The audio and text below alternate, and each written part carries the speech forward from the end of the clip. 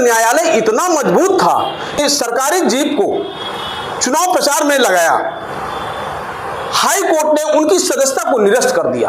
Vote चोरी को लेकर के इतना बड़ा जो है उन्होंने एक प्रूफ दिया।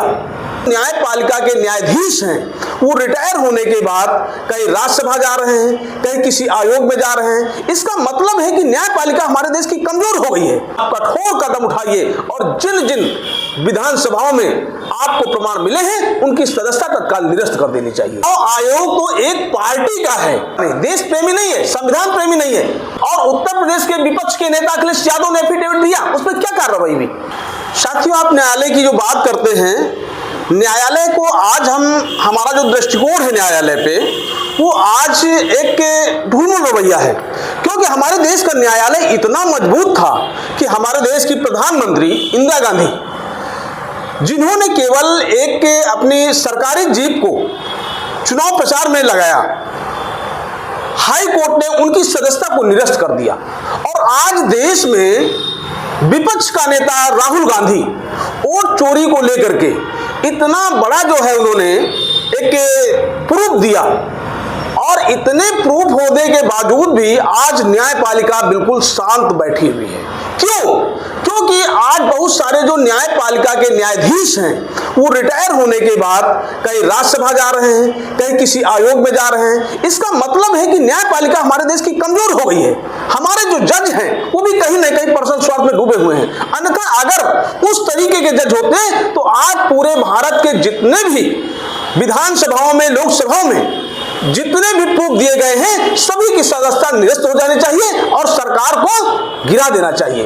क्योंकि ये प्रूफ के साथ बोलते हैं। आप काशी का ले लीजिए, हमारे देश का जो प्रधानमंत्री है, जहां से चुनाव लड़ता है, जब उनकी वोटों की गिनती हुई तो कई लाख वोट वहां के मतदाताओं से ज्यादा निकला। आज केवल कोर्ट में मुकदमा चल रहे हैं, तारीख पे तारीख लग रही है। इसका मतलब है कि न्यायपालिका हमारे देश की कमजोर हो गई है और जो न्यायतंत्र है, इस पे विश्वास लोगों को खत्म हो रहा है। अगर विश्वास बनाना है न्यायपालिका के न्यायाधीशों को, तो आप कठोर कदम उठाइए और जिन जिन विधानसभाओं में आपको प्रमाण मिले हैं उनकी सदस्यता तत्काल निरस्त कर देनी चाहिए। ये बताइए कि चुनाव आयोग, मुख्य चुनाव निर्वाचन आयोग जिस तरीके से कहते हैं कि हमारे लिए ना कोई पक्ष है ना कोई विपक्ष है, हमारे लिए सब कोई समकक्ष है, आप इस समकक्ष की अवधारणा को कैसे देखते हैं कि वो किसी की तरफ झुके हुए नहीं, तो वो डिजिटल फॉर्म में वोटर लिस्ट क्यों नहीं दे देते हैं? अरे भाई, आप जब बात कर रहे हैं चुनाव आयोग की, चुनाव आयोग तो एक पार्टी का है, व्यक्ति विशेष का है।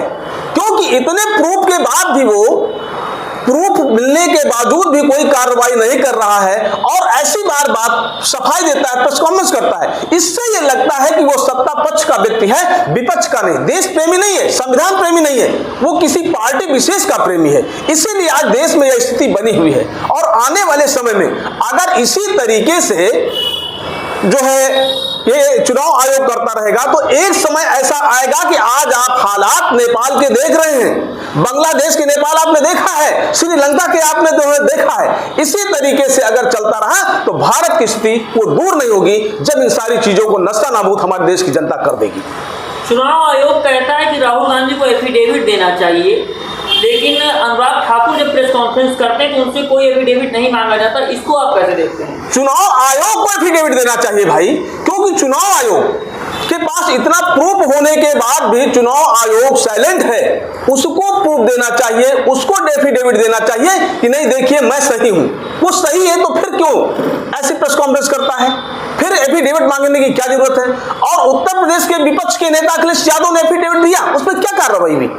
कोई कार्रवाई नहीं हुई। इससे लगता है कि जो हमारी न्यायपालिका और न्यायपालिका के साथ साथ तमाम ऐसे तंत्र हैं आज मजबूत नहीं है। और चुनाव आयोग पे तो विश्वास लोगों ने बिल्कुल बंद कर दिया है। इस चुनाव आयोग को भ्रष्टाचार में डूबा हुआ है, चुनाव आयोग को बिल्कुल नहीं लोग मान रहे हैं। इसका यही कारण है कि प्रूफ होने के बाद भी वो कोई कार्रवाई नहीं कर रहा है।